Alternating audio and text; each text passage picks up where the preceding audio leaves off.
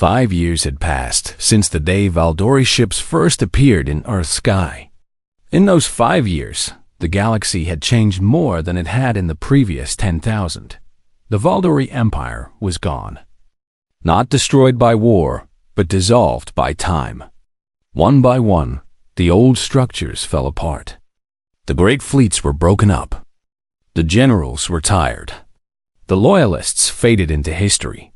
What remained was just another species among many, trying to find its place in a galaxy that no longer feared it. In the Empire's place rose something new. They called it the Galactic Coalition. It was not an empire. It had no emperor, no slaves, no conquered worlds. It was a partnership of equals. Hundreds of species working together, trading together, building together. And at its heart stood humanity. Not as rulers. Humanity had been very clear about that from the beginning. They did not want to replace the Valdori as masters of the galaxy. They wanted something different. They wanted to be friends. Admiral Una stood on a hill on Earth, looking up at the stars. She was older now, her hair completely white, her face lined with years of service. But her eyes were still sharp, still watching, still ready. Beside her rose the memorial of first contact. It was a simple structure, made of metal from both human and Valdori ships that had been destroyed in that first battle. On its walls were carved the names of everyone who had died, from both sides. You included Valdori names, General Hinwu said. He had come to stand beside her. He walked with a cane now, but his spirit was as strong as ever. They were soldiers following orders, Una replied. They did not choose to be our enemies. Their leaders chose that, and their leaders are gone now. Hyunwoo nodded slowly. The historians are calling it the 100 Days War. That is what they are putting in the books. 100 days. Una smiled sadly. It felt like 100 years. On the other side of the galaxy, Dr. Yoonji stood in a laboratory filled with young scientists from a dozen different species. She was teaching them, sharing everything humanity had learned about technology, about science, about the universe. Knowledge does not belong to any one people, she told them. It belongs to everyone. When we keep secrets, we become like the Valdori. We become afraid of others. We become weak. A young Karini student raised his small blue hand. But Dr. Yoonji, what if someone uses this knowledge to hurt others? What if they make weapons? Yoonji smiled. That is always a risk. But I believe that when people understand more, they fear less. When they fear less, they fight less. The Valdori ruled through ignorance. They kept other species poor and stupid so they could stay in power. We will do the opposite. We will make everyone smart and rich. And then there will be no need for empire. It was a beautiful dream. Some said it was naive. Some said humans were foolish to give away their advantages. Some said the galaxy would fall into chaos without a strong hand to guide it. But 5 years later, those people were proven wrong. The coalition flourished. Trade increased 1,000 times. New technologies were developed every day. Species that had been enemies for millennia learned to work together. And at the center of it all, humans kept doing what they had always done. They adapted. They improved. They helped. Ambassador Hana had become the first human representative to the Coalition Council. She sat among beings from 100 different worlds, each one strange and wonderful in its own way. The Valdori homeworld has applied for full membership, she announced to the council. They have met all requirements. They have released their remaining prisoners. They have shared their historical archives. They have acknowledged their past crimes. Can we trust them? Asked a representative from Velos. The Velosians were tall and slender, with skin like crystal. They had been slaves for 3,000 years. Their hatred of the Valdori ran deep. Trust is earned, Hana said. It is not given, but it must be given a chance. If we reject them forever, we create an enemy forever.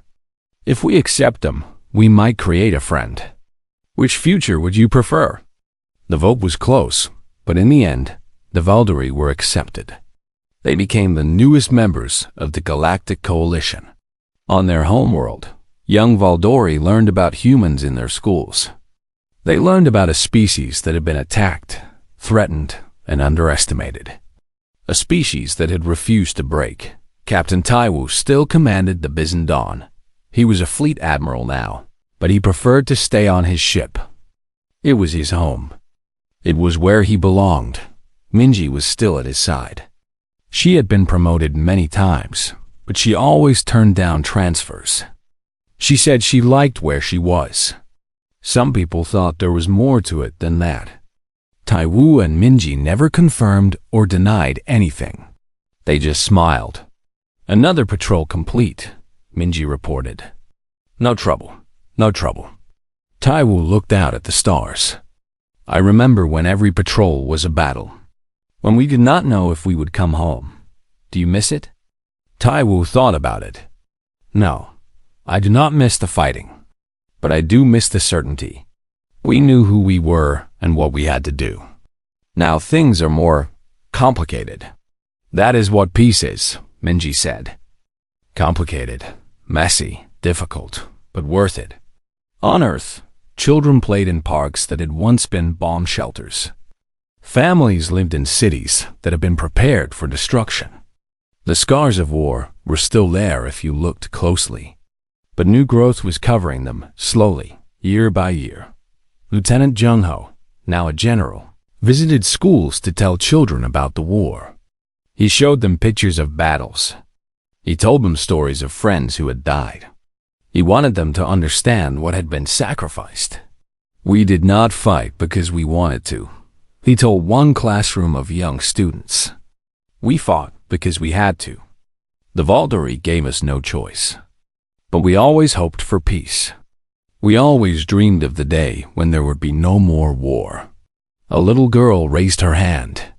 General Junho, what if the aliens come back? What if they try to hurt us again? Junho smiled at her. Then we will do what humans have always done. We will protect each other. We will fight together. And we will win together. Because that is who we are. Commander G1 still watched the skies. She was in charge of Earth's defense network now. Some said she was too careful, too watchful, that there was nothing to fear anymore. G1 disagreed. The galaxy is big, she would say. We have only seen a small part of it. There may be other empires out there, other threats. We must always be ready. But even she had to admit that things were different now. Earth was not alone anymore. If danger came, the whole coalition would respond. Hundreds of worlds, thousands of ships, millions of soldiers from 100 different species, all standing together, all because of what happened on a small blue planet called Earth Dot at the memorial. Admiral Yuna stood in silence as the sun set. The sky turned orange and pink and purple. The stars began to appear, one by one. Hyunwoo had left hours ago, but Yuna remained. She often came here when she needed to think. When she needed to remember, a young officer found her there. He was nervous to approach, but he had a message. Admiral, the council has sent a request. They want you to give a speech at the anniversary celebration tomorrow. They want you to talk about what humanity has learned. Yuna was quiet for a long moment. Then she turned to face the young man. Tell them I will be there. And tell them this. We have not learned anything new. We have only remembered what we always knew. That kindness is not weakness. That being small does not mean being helpless. That the measure of a people is not how they treat those weaker than them, but how they help them become stronger. She looked back at the memorial, at the names carved in metal. And tell them that we remember. We remember everyone who gave their lives so that others could be free. Human and Valdori both. Because in the end, we are all just people trying to survive in a very big universe. And the only way we survive is together. The stars shone above her. The same stars that had once hidden an enemy fleet. The same stars that now connected friends across 1,000 worlds. Humanity had arrived in the galaxy as strangers.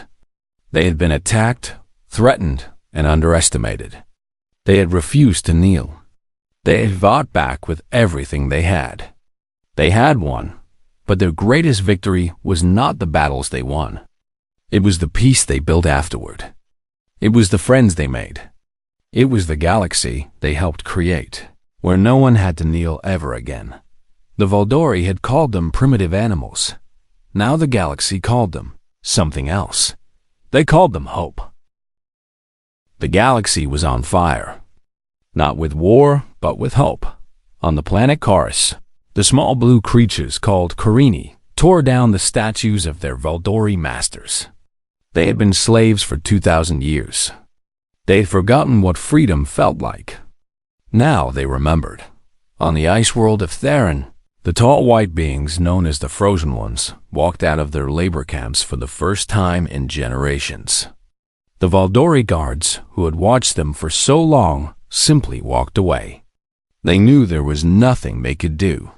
On 100 other worlds, the same scene repeated. Slaves became citizens. Prisoners became free. The Valdori Empire, which had seemed so powerful, was falling apart like a house made of paper, and humans were everywhere. Captain Taiwu stood on the bridge of the Bison Dawn. It was one of Earth's new warships, built with both human and Valdori technology. It was faster and stronger than anything that had come before. Another distress signal, said Minji. She was his tactical officer, a quiet woman with sharp eyes and a brilliant mind. The planet Velos. The Valdori loyalists are refusing to leave. How many ships? 20 Valdori cruisers.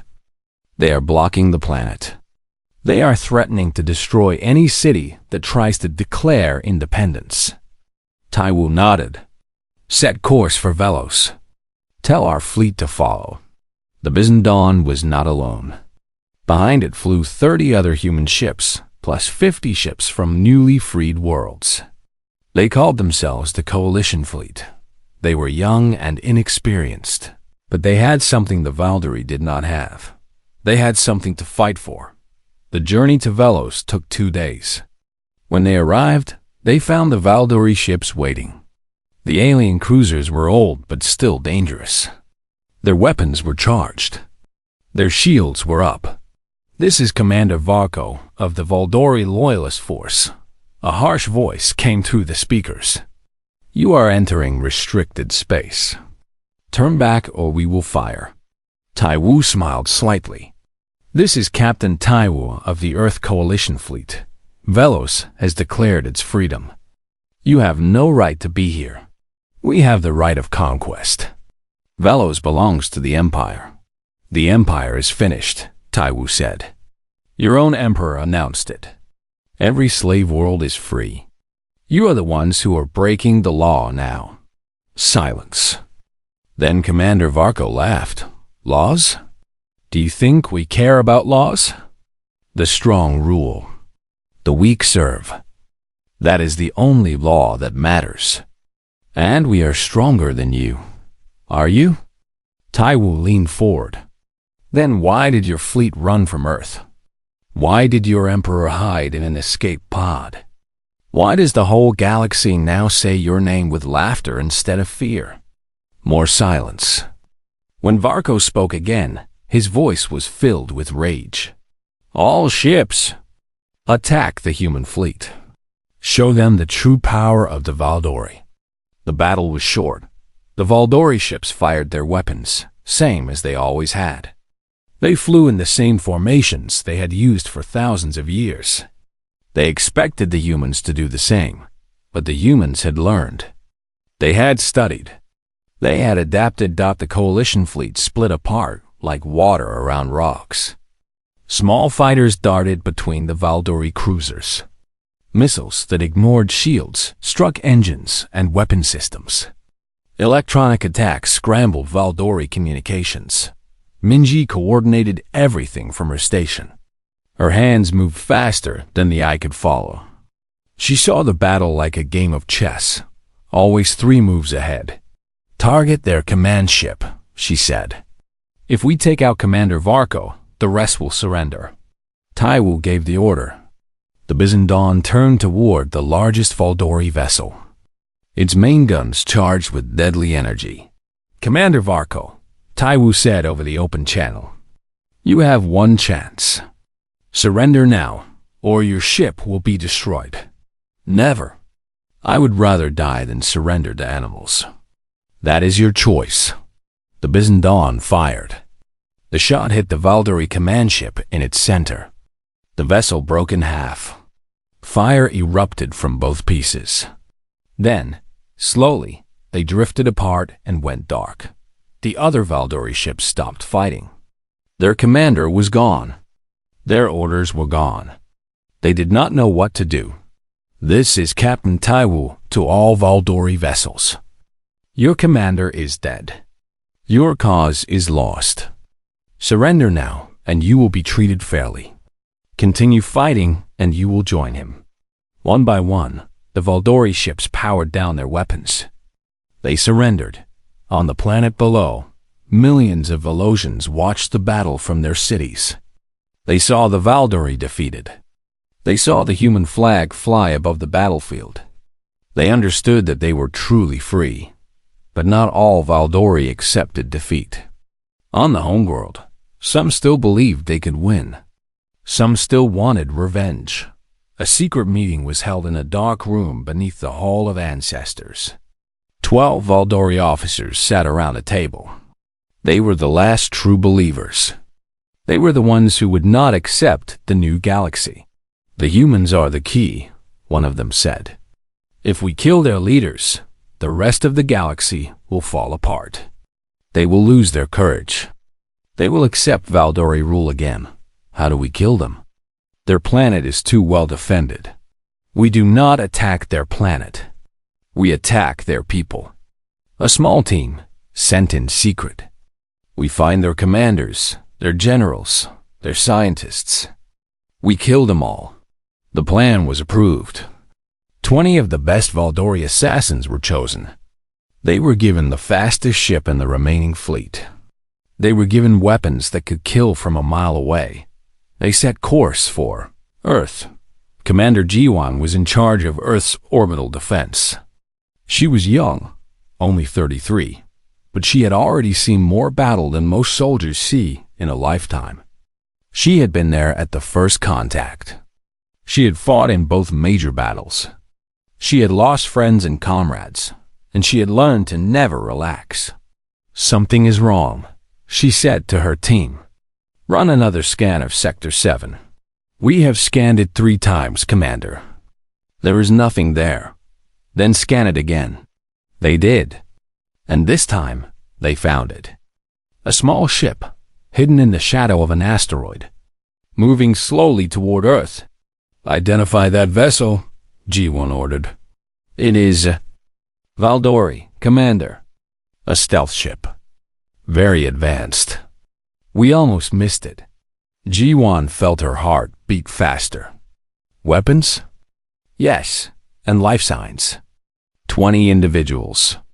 20 Valdori on a stealth ship heading to Earth. It could only mean one thing. "This is Commander G1 to all defense stations. We have an enemy vessel attempting to reach Earth.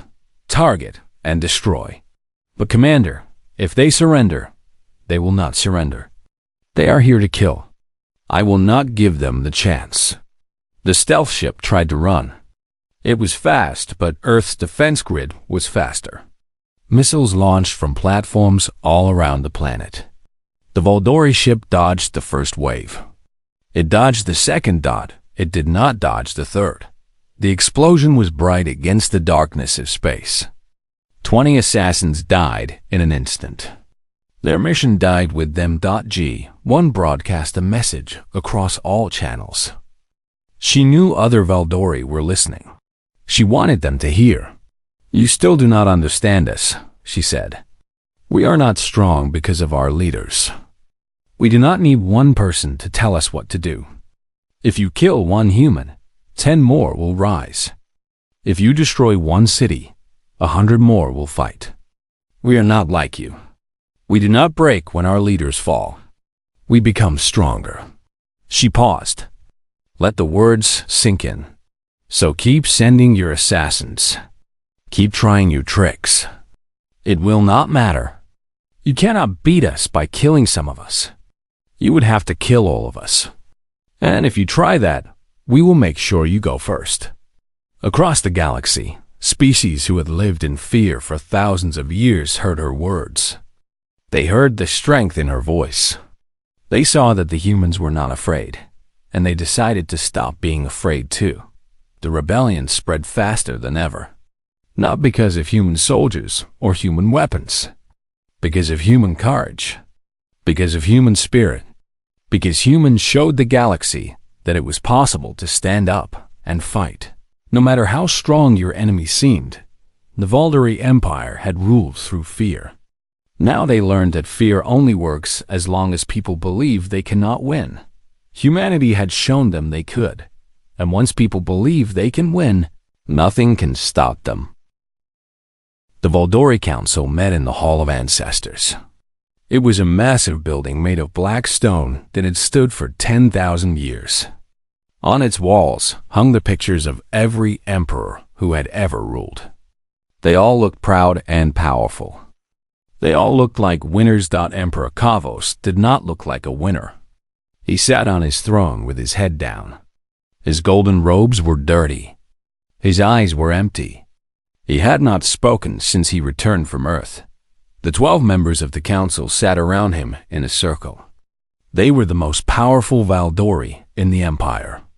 Lords, generals, priests. They had all served Kavos for centuries. Now they looked at him with something new in their eyes. Doubt. "We have lost 4,000 ships," said Councillor Draven. He was old, even for a Valdori. His gray skin was almost white. "Our finest warriors are dead. The Grand Fleet is destroyed." Kavos said nothing.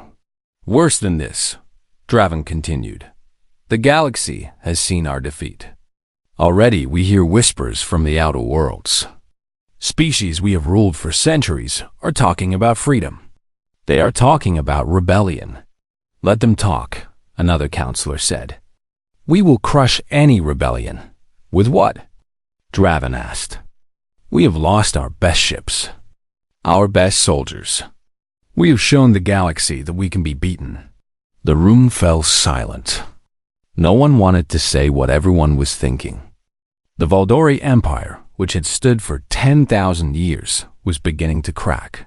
On Earth, humanity was not resting. General Hyunwoo and Admiral Yuna met with leaders from every nation. They made plans. They built more weapons. They prepared for what might come next, but they also did something else. They sent a message to the Valdori homeworld. A simple message. "We are sending an ambassador. She will tell you our terms. If you attack her, we will consider it an act of war." The Valdori Council did not know what to do. They had never received terms from anyone. They were the ones who gave terms. They were the ones who made demands. But they had no choice. They had to listen. Ambassador Hana arrived at the Valdori homeworld 3 weeks later. She came in a small ship with no weapons. She brought only 10 soldiers with her. It was not an army. It was barely a guard. But she walked like she owned the planet. Hana was 45 years old.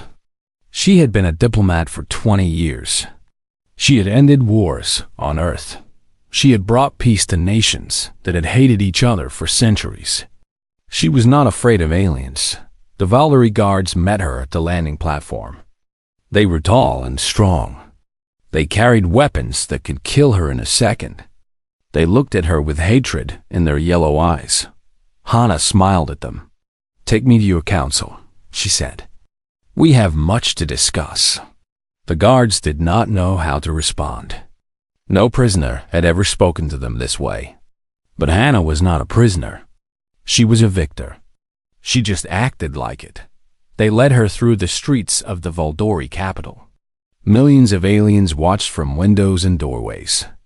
They had never seen a human before. They had heard stories about these small creatures who had defeated their emperor.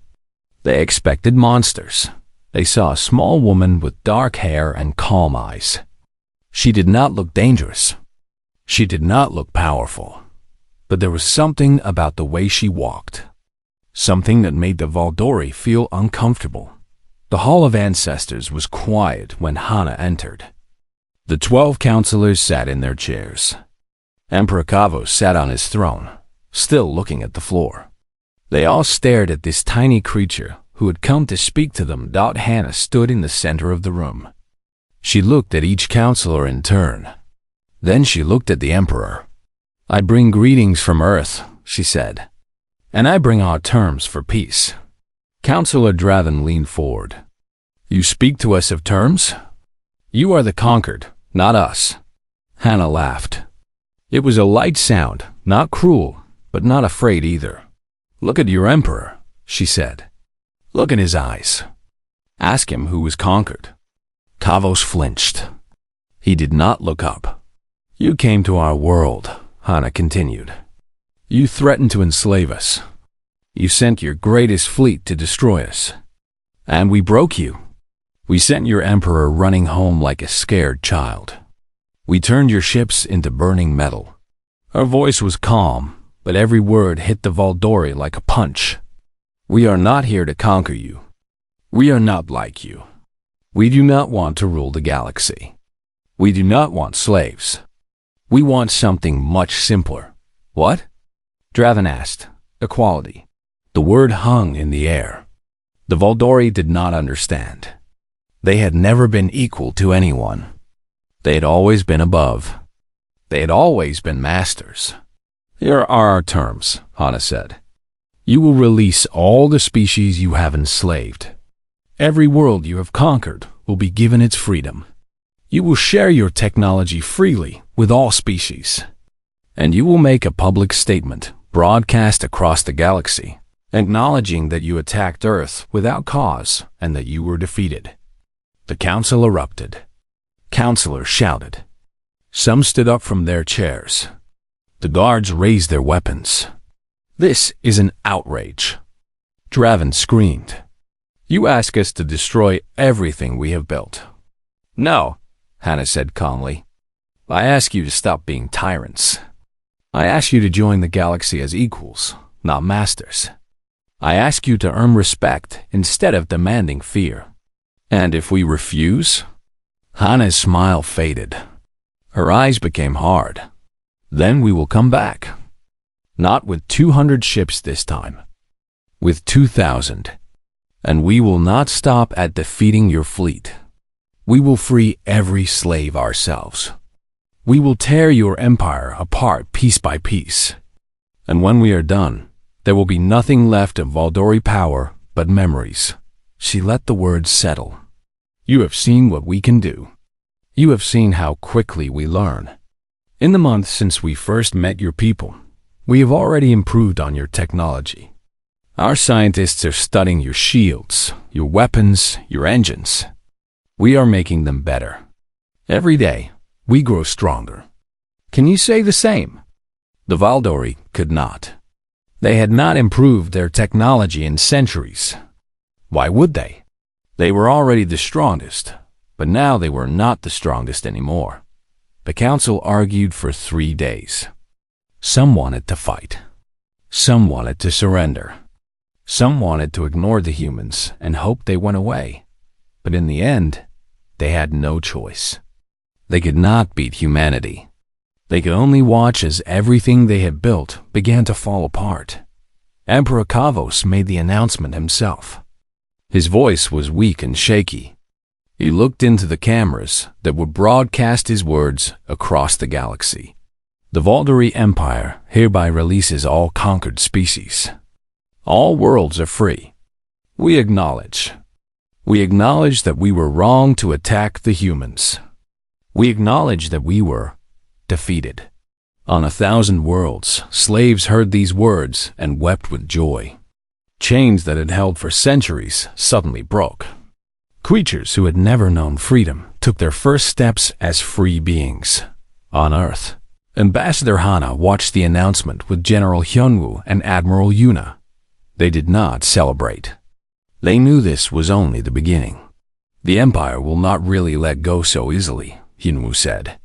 There will be resistance. There will be trouble. Yes, Hana agreed. But we have given the galaxy hope. We have shown them that the Valdori are not gods. Now we must help them build something new. Dr. Yoonji was still working with captured Valdori technology. She and her team had learned more in 2 months than the Valdori had learned in 1,000 years. Humans were good at this. They were good at taking things apart and making them better. We will share everything, Yoonji said. Every discovery, every invention. If we keep this knowledge for ourselves, we become just like them. We must be different. Hana nodded. We will be. The galaxy was learning a new word. Human. It meant small but fierce. It meant clever and adaptable. It meant those who refused to kneel. And on worlds that had known only fear and slavery, that word was beginning to sound like hope. Emperor Kavos sat on his golden throne in the heart of the Valdori homeworld. He was the most powerful being in the galaxy. He had ruled for 300 years. Every species bowed before him. Every world paid tribute to him. Now he was angry. Explain this to me, he said. His voice was cold like ice. Tell me how 100 of our finest warships lost to primitive animals. High Commander Torak knelt before the Emperor. His gray skin was pale with shame. His forearms hung at his sides. He could not look up. The humans were not what we expected, my Emperor. They fought like nothing we have seen before. They were fast. They were clever. They did not fear death. They did not fear death? Kavos leaned forward. Every species fears death. That is why they surrendered to us. Not these ones, my Emperor. They attacked us with no concern for their own lives. They sacrificed their ships to destroy ours. They are different. Kavos was quiet for a long moment. The throne room was silent. No one dared to breathe. Then we will send more ships, the Emperor finally said. We will send the Grand Fleet, 5,000 warships. The greatest force ever assembled, and I will lead them myself. Torak looked up in surprise. My Emperor, you cannot risk yourself. Let me. You have already failed, Kavos interrupted. I will not fail. These humans will learn what happens when you challenge the Valdori Empire. On Earth, 3 weeks had passed since the first battle. General Hyunwoo stood in the command center deep underground. He was 60 years old, with a face like stone and eyes that never stopped thinking. Report, he said. Colonel Sujin stepped forward. She was a small woman, but no one who knew her would call her weak. She led Earth's intelligence network. She had already learned to hack into Valdori communications. They are coming back, Sujin said. 5,000 ships this time. The Emperor himself is leading them. Hyunwoo nodded slowly. 5,000. That is many more than before. Yes, General. But we have learned much from the first battle. Their technology is advanced, but their tactics are old. They have not changed their strategies in thousands of years. They do not know how to adapt. And we do, Hyunwoo said. Yes, sir. We do. Across the planet, humans work day and night. Factories produced weapons and ships without stopping. Scientists studied the wreckage from the first battle. Engineers built new defenses. Everyone had a job. Everyone did their part. Dr. Yoonji was one of the scientists. She was young, only 32, but she was brilliant. She had spent 2 weeks without sleep, studying Valdori technology. I understand it now, she told her team. Their shields are strong against energy weapons, but they are weak against physical impacts. Simple metal can pass through. You mean we can shoot them with regular bullets? Asked one of her assistants. Not exactly. But we can build missiles that carry solid materials. The shields will not stop them. This information spread quickly. Within days, Earth's weapons were modified. New missiles were built. The humans were learning, changing, improving. The Valdori were not. Emperor Kavos traveled through space with his grand fleet behind him. 5,000 warships, each one a mountain of metal and death.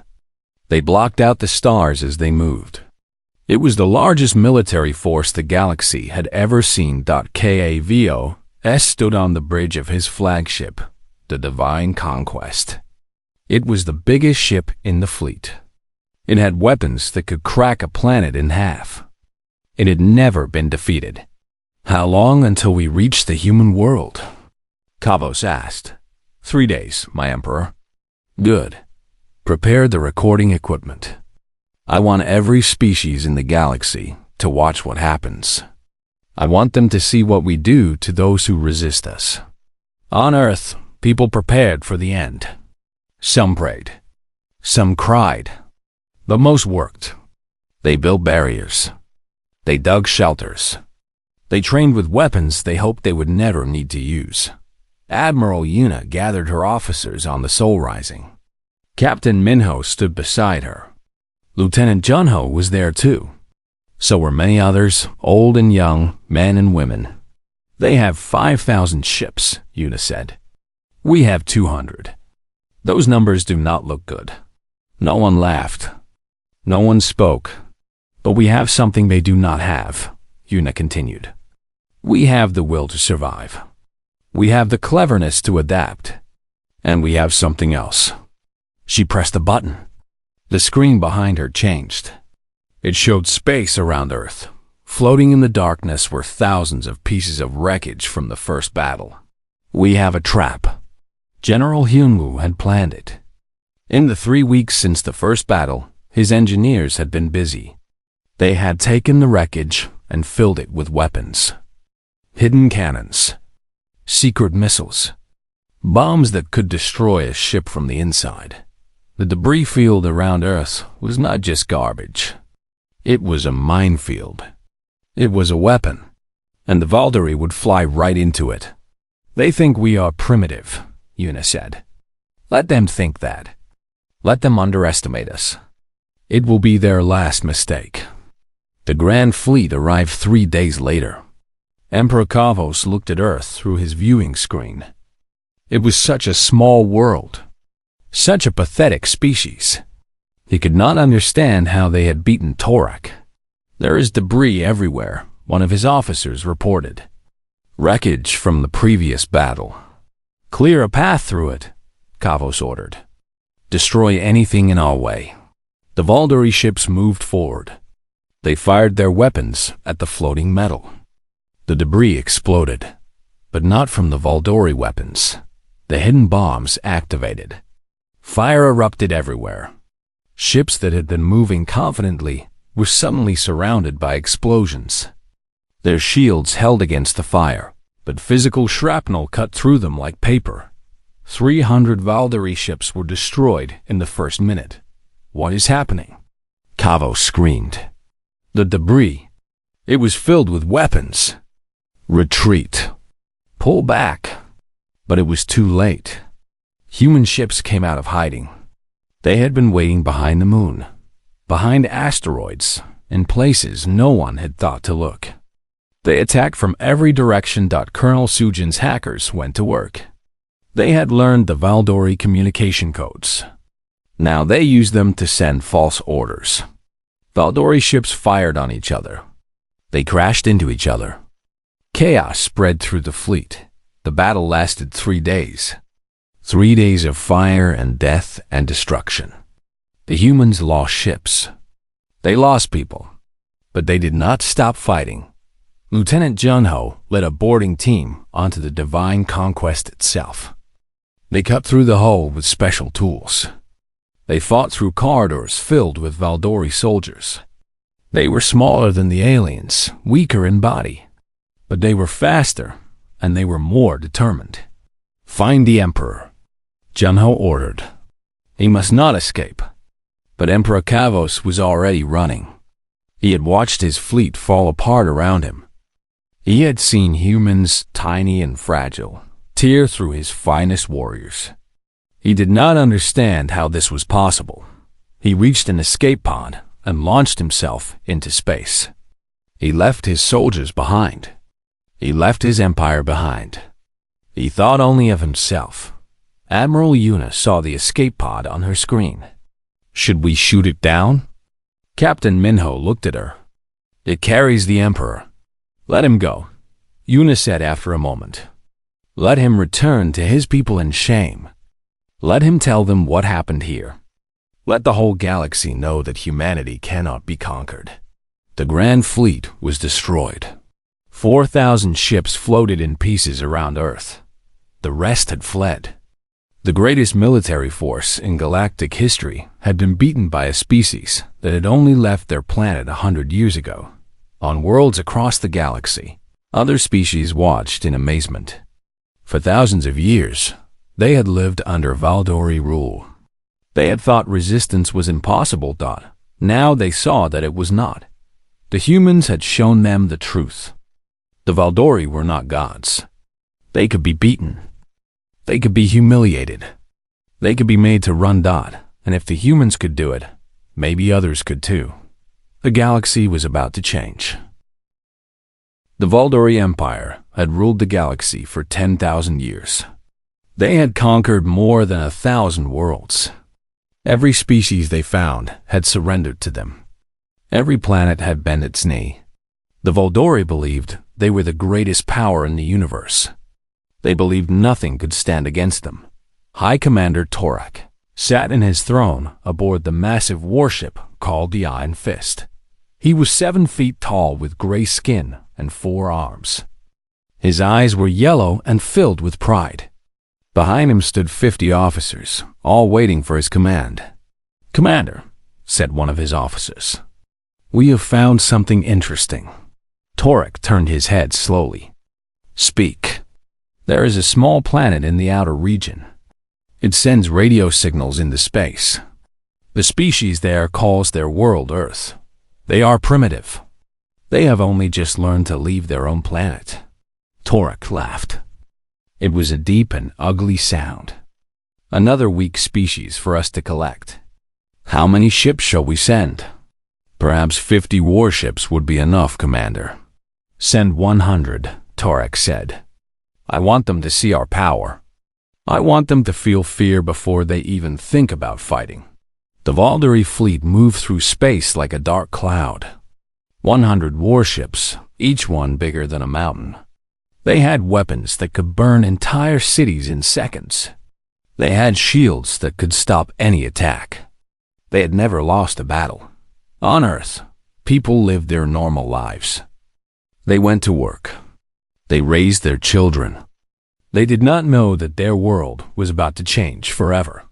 Admiral Yuna was 52 years old. She had served in the Earth Defense Force for 30 years. She had gray hair that she kept short and eyes that had seen many things. She stood on the bridge of the battleship Sol Rising and looked at the stars through the large window. "Admiral," said Captain Minho. He was a young man, only 35, but he was smart and calm. "Our satellites have detected something strange." "Show me," Yuna said. The screen in front of them changed.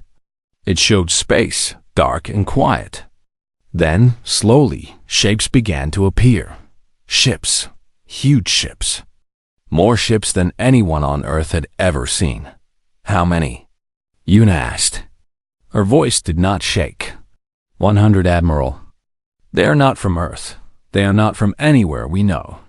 Yuna stood very still for a long moment. Then she pressed a button on her chair. "This is Admiral Yuna to all Earth forces. We have visitors. Begin defense protocol immediately." Across the planet, everything changed in minutes. Soldiers ran to their positions. Ships launched from hidden bases. Factories that had been sleeping came alive. The people of Earth had spent their whole history fighting each other. They knew how to prepare for war. The Valdori fleet stopped near Earth's moon. Torak looked at the small blue planet and smiled. It was beautiful. It would make a fine addition to the Empire. Send them our message, he ordered. The message appeared on every screen on Earth. A tall gray alien with 4 arms looked down at the humans with disgust in his yellow eyes. Creatures of Earth, Torak said. I am High Commander Torak of the Valdori Empire. Your planet now belongs to us. You will surrender immediately. You will give us your resources. You will serve us as slaves. If you refuse, we will destroy your cities and kill millions of your people. You have 1 hour to decide. The message ended.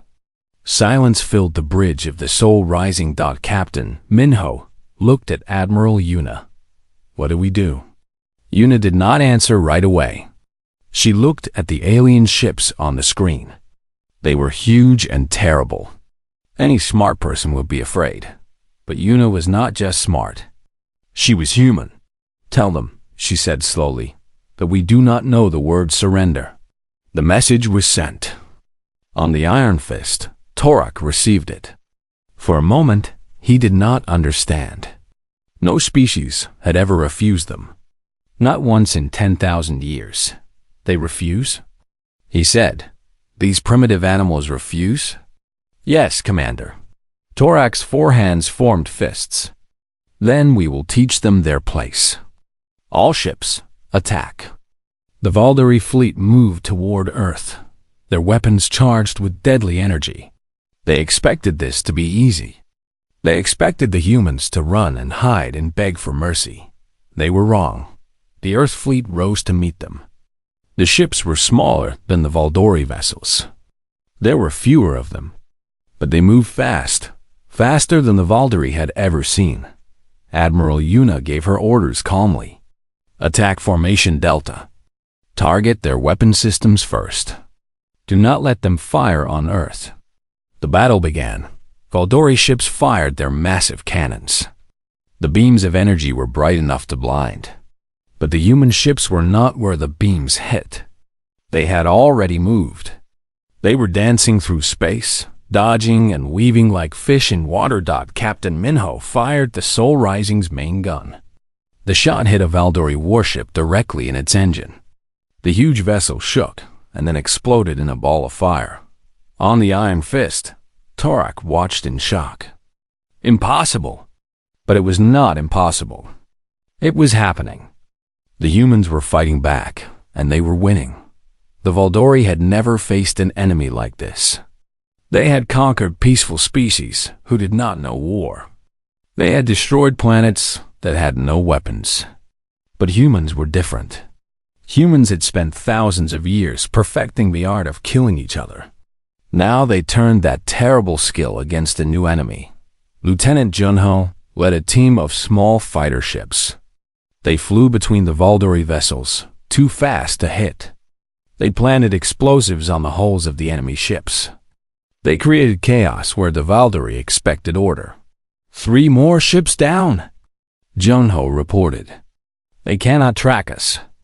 They are too slow. Torak screamed orders at his officers. Destroy them. Crush them. But his officers did not know what to do.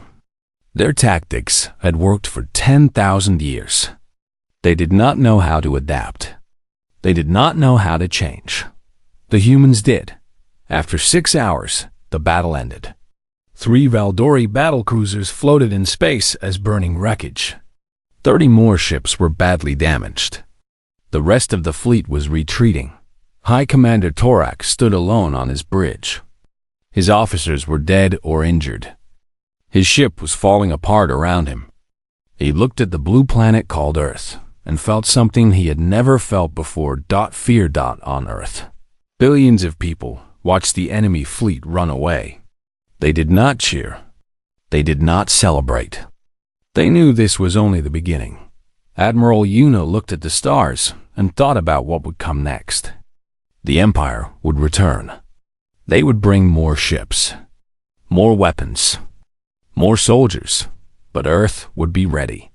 Begin repairs, Una ordered, and start building more ships. This war has just started.